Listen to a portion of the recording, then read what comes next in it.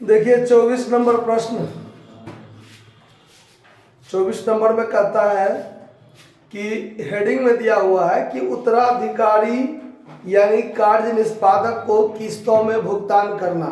ठीक है, मतलब जो साझेदार मर गया और उसके मरने के पश्चात जितनी राशि उसको दी जाती है, जो राशि उसको मिलने वाला होता है, वो राशि उसके उत्तराधिकारी को दिया जाता है और उसके उत्तराधिकारी को पेमेंट या तो एक बार में ही कुल राशि कर दी जाती है या फिर किस्तों में ब्याज सहित उसको भुगतान किया जाता है।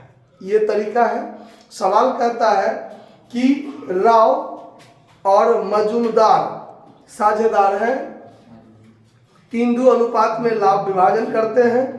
31 दिसंबर 2019 को राव की मृत्यु हो गई, मतलब 31 दिसंबर को जिस दिन वर्ष खत्म होता है उसी दिन वो मर गया। ठीक है, ठीक है। उस तिथि को उसका बैलेंस शीट जो है वो आपको दिया हुआ है।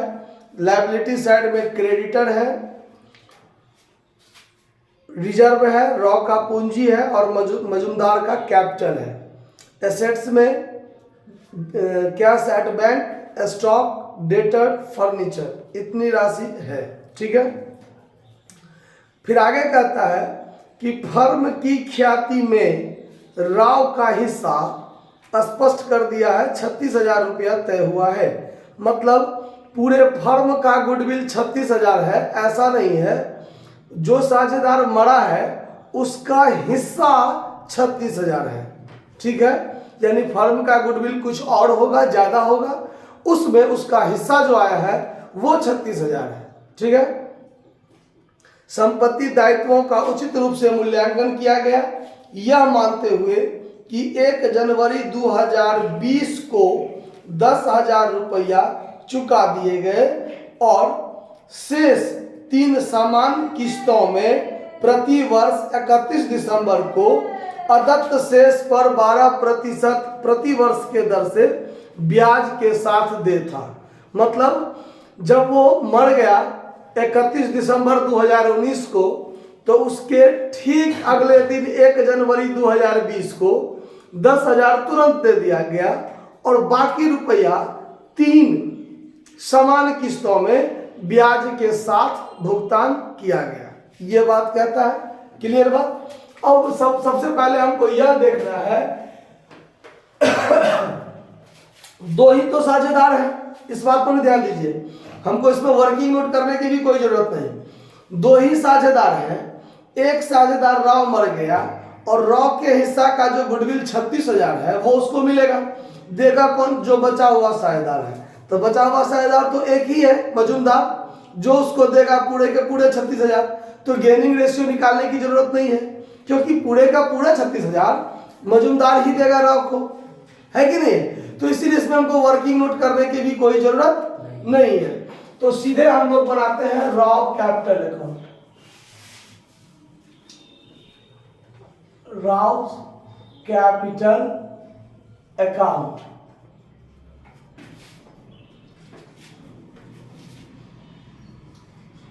ये साझेदार का डेथ हो चुका है, डेबिट क्रेडिट। सब पार्टिकुलर अमाउंट तो आप लोग लिख लीजिएगा। सबसे पहले by balance BD. By balance BD देखिए, राव का पूंजी 25,000 रुपया है, तो सबसे पहले तो बाय बैलेंस बीडी 25,000 आप लिख दीजिए।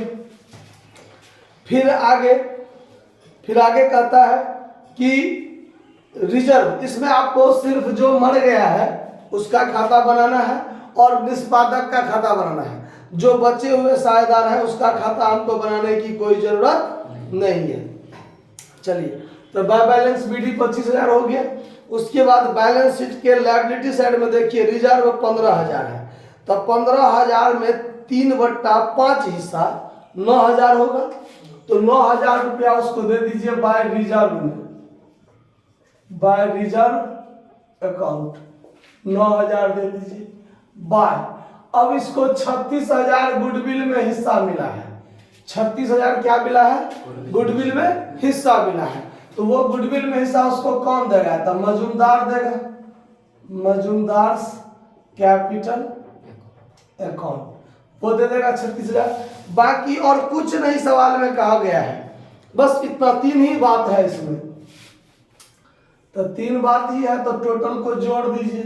तो ये हो गया आपको 25 और 9 34 और 36 मिलाकर 70,000। 70,000, ये 70,000 रुपया टू राव। राव का स्पेलिंग क्या लिखा है? RAO लिखा है कि W लिखा है? RAO ही लिखा है ना। RAO Rao एस्क्यूटर्स account. 70,000 रुपया उसके उत्तराधिकारी के खाते में क्या कर दीजिए? ट्रांसफर कर दीजिए। अब आपको बनाना है एस्क्यूटर्स अकाउंट, मतलब राव एस्क्यूटर्स अकाउंट बनाना है।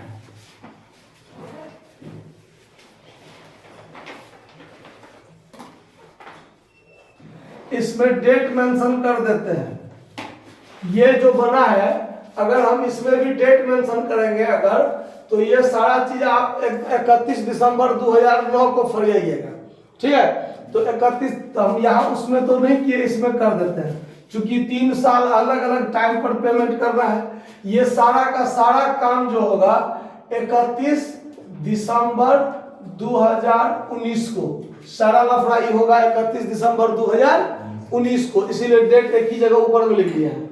अब यहाँ पर क्या करते हैं, रॉ कैपिटल के डेबिट में हुआ है एस्क्यूटर्स, तो एस्क्यूटर्स के क्रेडिट में होगा बाय रॉ कैपिटल अकाउंट। ये रुपया 70,000 रुपया, ये कब होगा उसको देखिए, ये हो जाएगा 2020 जनवरी 1 को, चूंकि उसी तारीख को ना 31 दिसंबर 2019 और 1 जनवरी 2020 ठीक अगला दिन है ना, तो उस 1 तारीख को हम इसमें ट्रांसफर कर लिए हैं, ठीक। या अगर मान लीजिए आप यहां पर ऐसा भी लिख सकते हैं 2019 जनवरी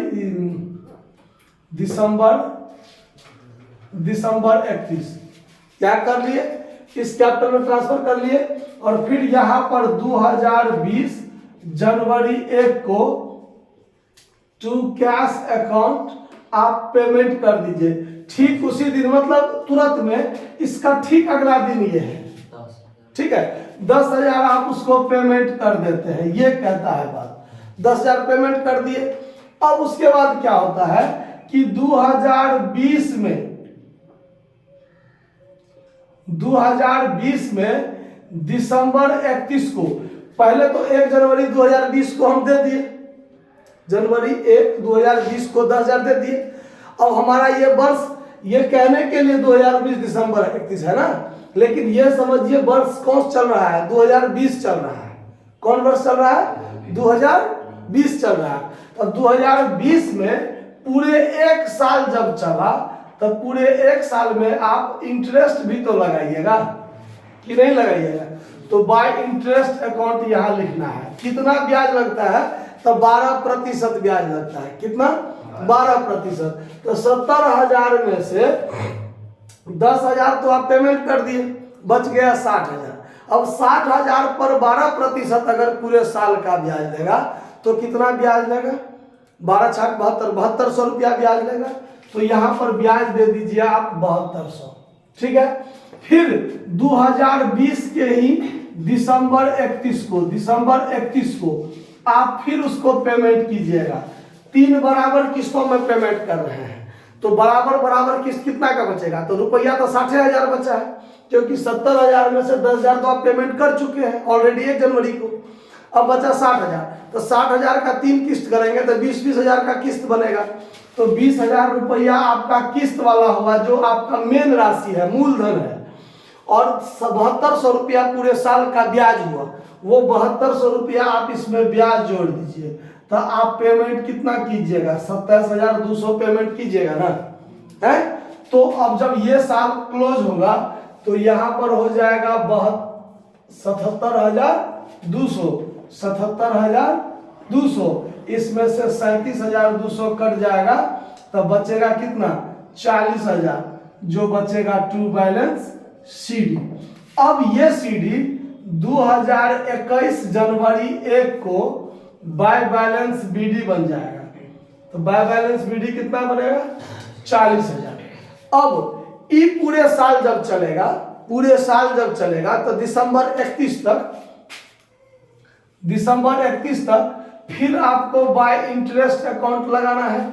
तो 40,000 का 12% आपको 4800 रुपया ब्याज देना पड़ेगा 12% के हिसाब से। तो 4800 रुपया यहाँ आप इंटरेस्ट उसके खाता में क्रेडिट कीजिएगा। और फिर 2021 को दिसंबर 31 को जब आप पेमेंट कीजिएगा तो 20,000 तो आपका मूलधन है जो 3 बराबर के किस्त में देना है, और आपको 4800 रुपया इस साल का ब्याज बना। तो 24,800 आप पेमेंट कीजिएगा, बाकी खाता क्लोज कीजिएगा। तो 44,800, यहाँ भी 44,800। फिर यहाँ पर आप सेम डेट में क्या कीजिएगा? ट्रू बैलेंस CD कितना रुपया? 20,000।